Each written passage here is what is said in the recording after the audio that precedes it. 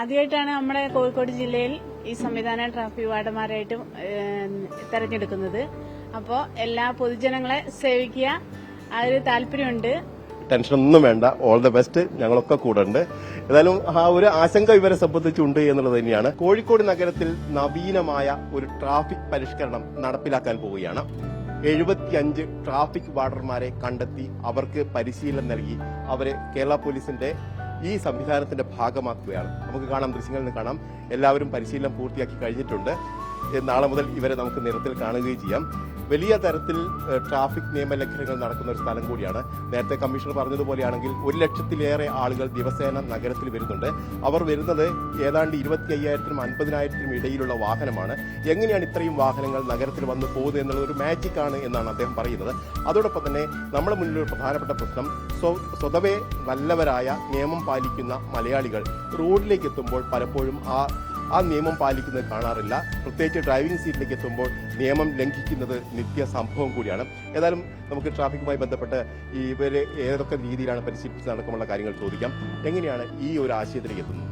നമ്മുടെ റോട്ടറി ക്ലബ്ബാണ് നമുക്ക് ഇത് ആശയം, അവരുടെ ആക്സിഡന്റ് ഫ്രീ സിറ്റി എന്നുള്ള ഒരു ആശയമായിട്ട് വന്നു.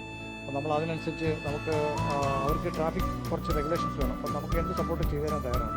അങ്ങനെ അവരാണ് ഈ സന്നദ്ധമായിട്ടുള്ള ആൾക്കാരെ ക്ഷണിച്ചത്. അവർ ആണ് ഇവരെ നമുക്ക് വേണ്ടിയിട്ട് പരിശീലനത്തിനായിട്ട് അയച്ചത്. അങ്ങനെ അവരുടെ ഒരു മുന്നൊരുക്കത്തിലാണ് നമ്മൾ ഈ സംവിധാനത്തിലേക്ക് വന്നത്. ഇപ്പോൾ 75 പേരെയാണ് കണ്ടെത്തിയിരിക്കുന്നത്. ഇവർക്കുള്ള അടിസ്ഥാന യോഗ്യത എന്താണ്? അങ്ങനെ അവർ 18 മുതൽ 50 വയസ്സ് വരെയുള്ളവരാണ്. SLC പാസ്സായിരിക്കുന്നത്, പിന്നെ കുറച്ച് ഫിസിക് ഉണ്ടായിരിക്കണം. അങ്ങനെയുള്ള ആൾക്കാരെയാണ് നമ്മൾ സെലക്ട്. അവർക്ക് NCC, NSS അങ്ങനെയുള്ള ആൾക്കാരെയാണ് നമ്മൾ കൂടുതൽ പ്രിഫർ ചെയ്തത്. അതല്ലാത്ത ആൾക്കാർ നമുക്കുണ്ട്. അവരും ഇതിനകത്ത് വില്ലിംഗ് ആയിട്ട് വന്ന ആൾക്കാരാണ്. അവരൊരു പാഷനേറ്റായിട്ട് ചെയ്യാനുള്ളത്. ഇവർക്ക് ഏൽപ്പിച്ചിരിക്കുന്ന ദൗത്യം എന്ന് പറയുന്ന റെഗുലേഷൻസ് ആണ്. അത് ഏതൊക്കെ രീതിയിലായിരിക്കും?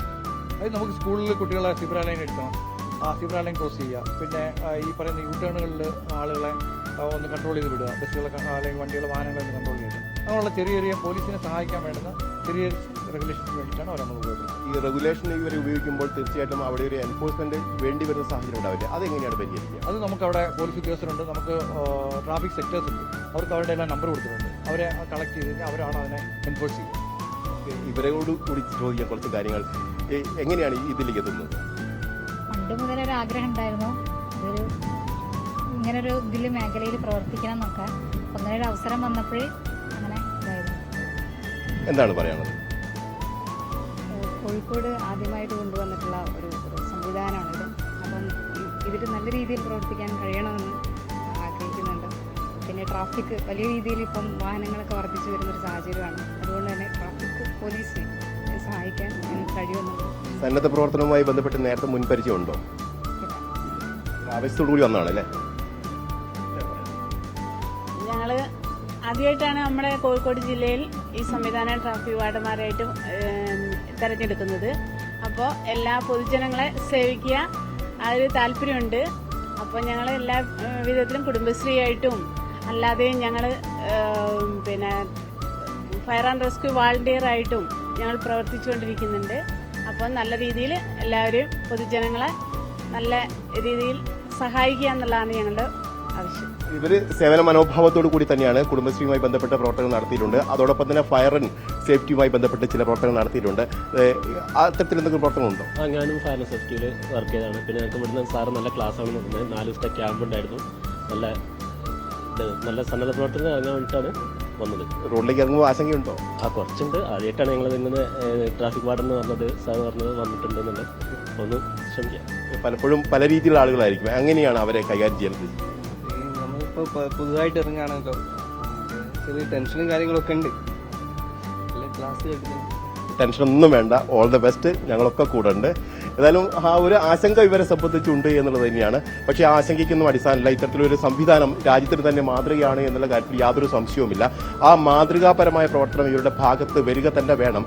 അത്തരത്തിലൊരു ഇടപെടലുകൾ ഇവരുടെ ഭാഗത്തുണ്ടാവും. ട്രാഫിക് വാർഡൻ നല്ല രീതിയിൽ പ്രയോജനം ചെയ്യുമെന്ന് തന്നെയാണ് ഞങ്ങൾ പ്രതീക്ഷിക്കുന്നത്. നല്ല തിരക്കുള്ള സമയത്ത്, പ്രത്യേകിച്ച് ഞങ്ങൾ ഇവര് ഈവനിങ് സമയത്ത്, ഹോളിഡേയ്സിൽ, ബീച്ച് സൈഡിൽ നല്ല തിരക്കുള്ള സമയത്ത് ഗതാഗത കുരുക്കുണ്ടാക്കുന്ന മാളുകളുടെ ഫ്രണ്ടിൽ ഇത് പോലീസിനെ സഹായിക്കാനും, ഇത് കൂടാതെ ചില സ്കൂളുകളിൽ സീബ്ര ലൈൻ ക്രോസ് ചെയ്യുന്നതിന് അവർക്ക് അത്യാവശ്യം ട്രെയിനിങ് കൊടുത്തു. നല്ല രീതിയിലുള്ള റെസ്പോൺസ് ആയിരുന്നു ഈ ട്രാഫിക് വാർഡന്മാരെ കയ്യിൽ നിന്ന്. അത് പെട്ടെന്ന് കാര്യങ്ങൾ അവർ പഠിച്ചെടുത്തു. അപ്പോൾ അവരിൽ ഞങ്ങൾക്ക് നല്ല പ്രതീക്ഷയുണ്ട്. പിന്നെ അവർ പൊതുജനങ്ങളും അവരോട് സഹകരിക്കണം എന്ന് തന്നെയാണ് ഞങ്ങൾക്ക് അഭ്യർത്ഥിക്കാനുള്ളത്.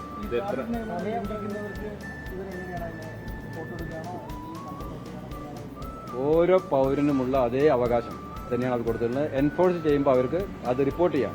അത് ഡിജിറ്റലായിട്ട് റിപ്പോർട്ട് ചെയ്യാം, അല്ലാതെയും ചെയ്യാം. അവർക്ക് ആ കാര്യം ഞങ്ങളുടെ റിപ്പോർട്ട് ചെയ്യേണ്ടത് അതെല്ലാം അവർക്ക് പരിശീലനത്തിൽ പറഞ്ഞു കൊടുത്തിട്ടുണ്ട്. എങ്ങനെയൊക്കെ ചെയ്യണമെന്നുള്ളത് കൃത്യമായിട്ട് പറഞ്ഞു കൊടുത്തിട്ടുണ്ട്. ഇവരുടെ പ്രവർത്തന സമയം എങ്ങനെയാണ്? എത്ര പേരാണ് ഈ സിറ്റി? ഇപ്പോൾ 100 പേരാണ് ഉദ്ദേശിക്കുന്നത്. ഇപ്പോൾ 75ഓളം പേരുടെ ആയി കഴിഞ്ഞു. കൂടുതലും വൈകിട്ട് ഏറ്റവും പീക്ക് അവേഴ്സുകളാണ് ഇവർ ഉപയോഗിക്കുന്നത്. അത് കാലത്താണെങ്കിലും ആവശ്യത്തിനനുസരിച്ചും അവർ ഉപയോഗിക്കും. പീക്ക് അവേഴ്സാണ് കൂടുതലായിട്ട് ഞങ്ങൾ ഉപയോഗിക്കാൻ ഇപ്പോൾ തീരുമാനിച്ചിട്ടുള്ളത്.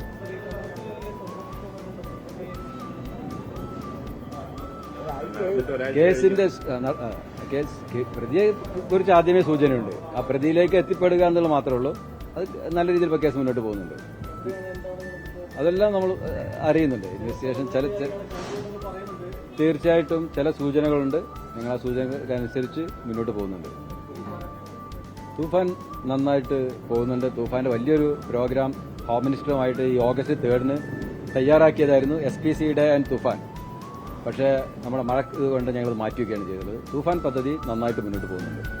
റോഡ് ഈ കുരുതിക്കളമാവാതെ നല്ല രീതിയിൽ ട്രാഫിക്കൊക്കെ കൊണ്ടുവരിക എന്നുള്ളത് ആവശ്യകരമായ കാര്യമാണ്. പ്രത്യേകിച്ച് കോഴിക്കോട്ടെ നേരത്തെ സൂചിപ്പിച്ചതുപോലെ തന്നെ പലപ്പോഴും ട്രാഫിക് നിയമ ലംഘനങ്ങളുടെ പേരിൽ മാത്രം വലിയ തരത്തിൽ ട്രാഫിക് കുരുക്കുണ്ടാകുന്ന ഒരു നഗരം കൂടിയാണ്.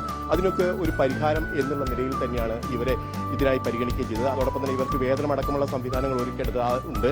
അക്കാര്യത്തിൽ ഇപ്പോഴും തീരുമാനമായിട്ടില്ല എന്നാണ് അറിയുന്നത്. അതും സർക്കാരിന്റെ ഭാഗത്തു നിന്നും അതോടൊപ്പം തന്നെ ട്രാഫിക് റെഗുലേഷന്റെ ഭാഗമായിട്ടൊക്കെ വരും എന്നുള്ള ചില ഉറപ്പുകൾ കൂടി ഈ ഘട്ടത്തിൽ വരികയും ചെയ്തത്. ഏതായാലും കോഴിക്കോട് നഗരത്തിൽ നാളെ മുതൽ ഇവരുടെ സേവനം ലഭ്യമാവുമെന്നുള്ളതാണ് ഏറ്റവും ആശ്വാസകരമായ ഒരു കാര്യം. വിജയ് ശമ്പടിക്കൊപ്പം reporter AK Abhilash, in reporter, Kozhikode.